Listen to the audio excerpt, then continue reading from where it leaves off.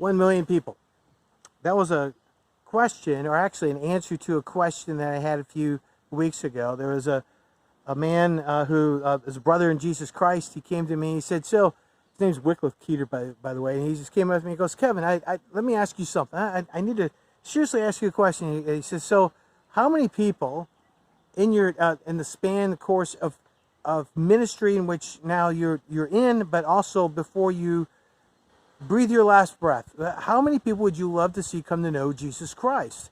And give me a number." And I'm like, I don't know what kind of number you want. And that was racing through the back of my mind. And at the same time, I'm like, okay, what would be a legitimate number that could come from something that we see with Pure Assembly? And first thought was maybe 1,000. That would be incredible. And then he goes, "Give me the wild." He could see that I was really thinking about this, and he said, "Give me the wildest number." I said, 1 million. A million. That would be beyond my possible belief that there could be 1 million people that could come to know Jesus Christ. That would be a surrender to Jesus Christ because of Pure Assembly and the team that we have there. And I, as I was saying that, I can't believe he actually said something like that. 1 million people. I said, in many cases, it's a prayer ministry. And he goes, "No, how many people?" And so I shared that, and once I shared that with him, he looks at me and I look, because he has a different accent, right? He's not from the United States, and he's from Kenya, and he just says, 50 times that. 50 million. Not just 1 million, 50 million. Now, I say all that because numbers sound really good, right? Can you imagine what this country would look like if we saw 50 million people surrender their lives to Jesus Christ? What happens often, and I see the news, right? You see the news, I see the news, and I many times will point my fingers at a group or what have you, and I'll look at that and I'll go, they're just crazy. They're off their rocker. And they are.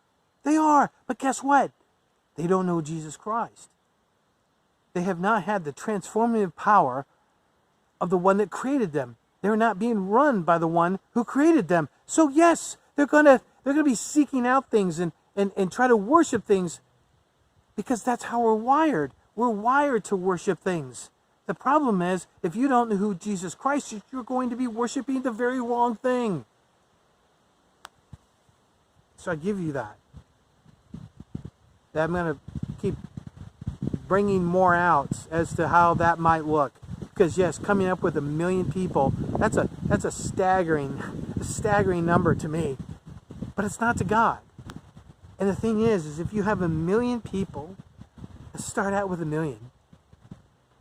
If you have that number of people, can you imagine that those that of the seeds that fall on the good soil, then they're to reproduce, and so it becomes quickly the 50 million, rather short, in a short span of time.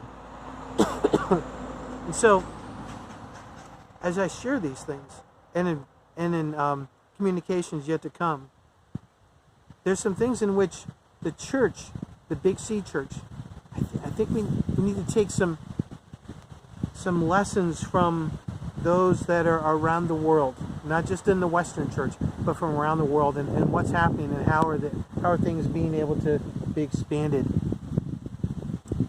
by the kingdom being expanded. And so I can't wait. I can't wait to share what is on my heart and in the future communications. But for right now, I just want to give you the possibility.